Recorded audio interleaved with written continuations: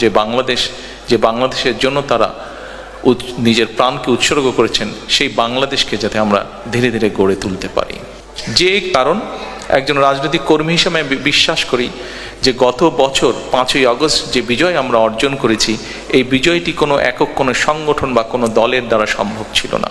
সমাজের সর্বস্তরের মানুষ, প্রত্যেকটি শ্রেণী পেশার মানুষ বিভিন্ন সময় দলের পক্ষ থেকে, আমি ব্যক্তিগতভাবে দলের পক্ষ থেকে আমরা দেশের প্রত্যেকটি শ্রেণী পেশার মানুষকে আমরা ধন্যবাদ জানিয়েছি। আমি প্রায় 17 বছর প্রবাসে আছি। আপনারা যারা প্রবাসী আছেন, শুধু ইউকেতে না, পৃথিবীর বিভিন্ন দেশে যারা আছেন, প্রবাসে যারা আছেন, তো ধন্যবাদ জানিয়েছি, কিন্তু কম জানিয়েছি আন্দোলনকে সফল করার জন্য। যারা বিগত আন্দোলনের, স্বৈরাচারের বিরুদ্ধে যে আন্দোলন হয়েছে, সেই আন্দোলনে প্রবাসীদের বিপুল সংখ্যক মানুষ যার যার অবস্থান থেকে সেই আন্দোলনকে সফল